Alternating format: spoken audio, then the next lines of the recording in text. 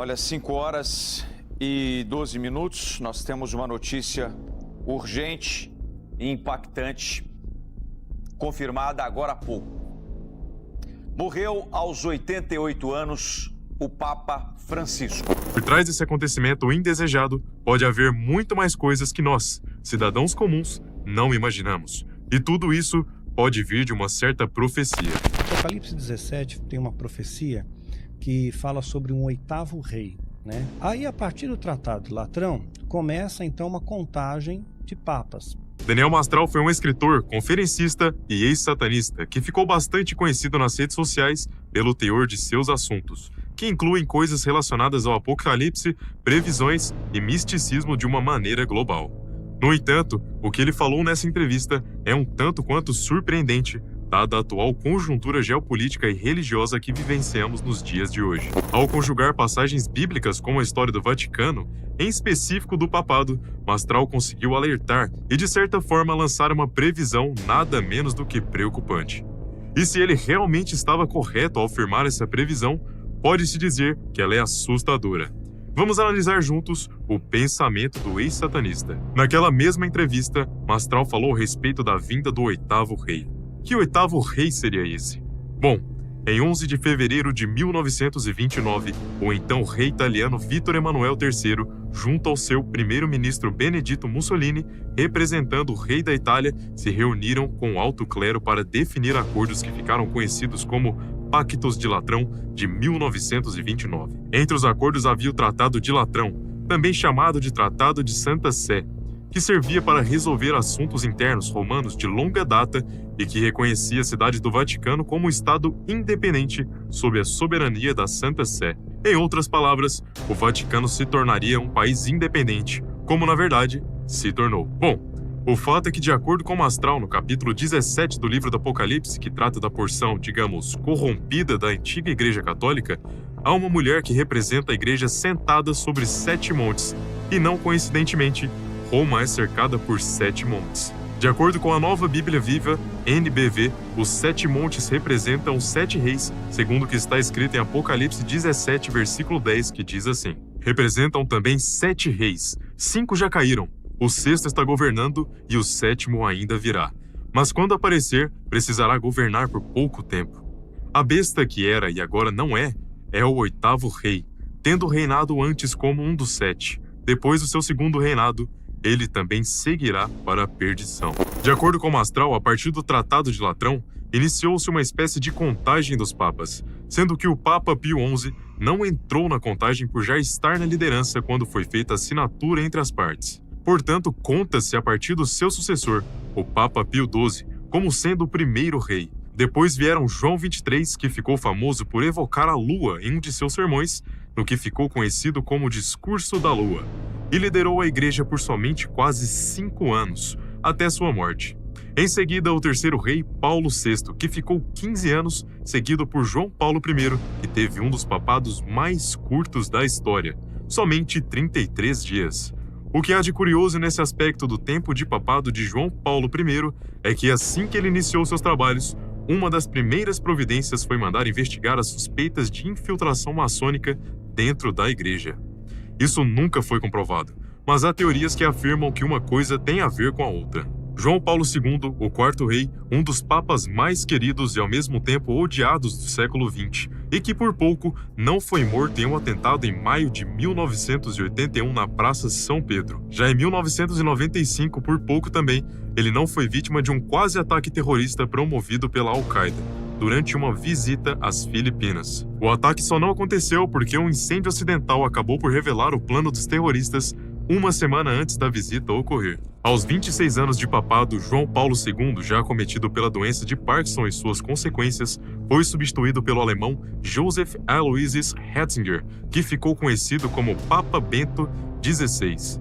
Quanto à renúncia de Bento XVI, que segundo a contagem foi o 6º rei, aconteceu algo bem peculiar e que foi ornado por 2 fatores. Um é que ele pediu a renúncia no dia 11 de fevereiro. Coincidência ou não, o mesmo dia que foi assinado o Tratado de Latrão. E 2, nesse mesmo dia da renúncia, no ano de 2013, um raio atingiu o domo da Basílica de São Pedro. Coincidência? Talvez. mais que isso mexeu com as sensações de muita gente entre estudiosos, místicos e fiéis em geral. Mexeu. Agora temos o Papa Francisco, o 7º rei, que dá sinais de que não irá continuar, mesmo e queira Deus que sim, que ele melhore rapidamente. Contudo, realidade seja dita, a doença que o aflige é infelizmente muito séria e costuma deixar sequelas que impedem a pessoa de fazer muita coisa. Entre elas, discursar em público, se movimentar demais, cumprir uma agenda lotada de compromissos, enfim, tarefas que são dadas aos papas. Agora é que a previsão se encaixa, uma vez que a probabilidade do novo rei, o 8º, tomar o trono é muito alta. Espere que tem mais coincidências numéricas nessa história. Francisco é o Papa de número 266 desde Pedro, o primeiro Papa que liderou a Igreja entre os anos de 30 a 67 da era cristã. Portanto, o 8º rei será o Papa de número 267. Gosta de numerologia? Somando-se os algarismos, chegamos a 15, que também somados gera apenas um último algarismo, que é 6. Este 6 não é um número qualquer, aleatório ou solto.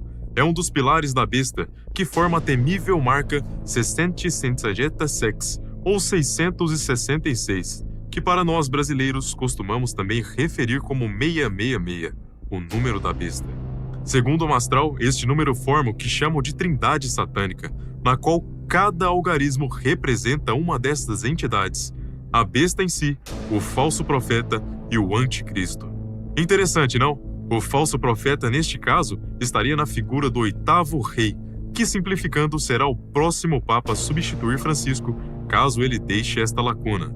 Afinal de contas, seguindo as tradições católicas, ela deverá ser preenchida. O falso profeta deverá se apresentar como o novo salvador da igreja, ou até mesmo das igrejas e religiões, mas não será o anticristo. A priori, ele será aquele que terá soluções para os problemas internos e externos do Vaticano. Será o que conseguirá unir os elos para a corrente que estará sendo armada pelo anticristo. Em outras palavras, ele será o apoio do anticristo perante a igreja, perante os fiéis. Para quem governa, ter o apoio de uma instituição tão importante é um verdadeiro instrumento de persuasão.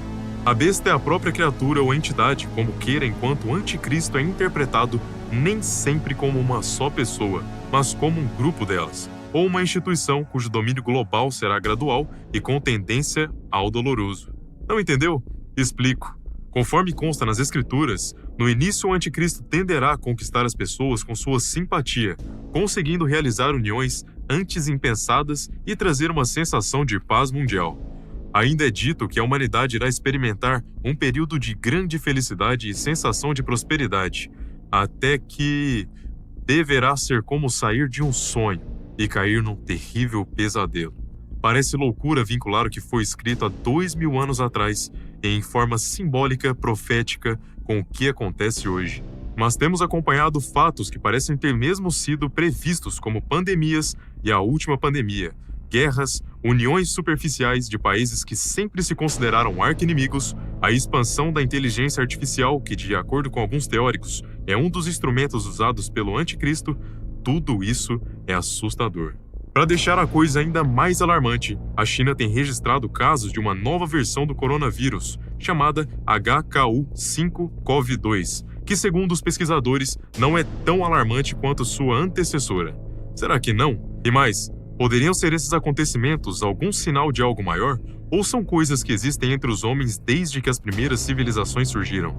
Mastral foi enfático ao falar sobre esses sinais. Será que ele estava certo? Daniel Mastral, que nasceu e foi batizado como Marcelo Ferreira em março de 1967, era casado e entrou para um grupo de satanistas ainda aos 17 anos de idade. Em uma entrevista, ele disse ter deixado a seita quando foi chamado para participar de um ritual que envolveria um sacrifício do qual ele jamais poderia compactuar. Tratava-se de uma criança, segundo ele. Daniel Mastral foi encontrado morto em seu apartamento em 4 de agosto de 2024. Apesar de seus amigos terem solicitado uma investigação para o assassinato, a polícia chegou à conclusão que o ex-escritor, na verdade, tirou a própria vida. Uma das justificativas era que ele sofria de depressão. Você conhecia Mastral? O que acha da previsão que ele fez? Conta aí pra gente nos comentários. Um forte abraço e nos vemos depois.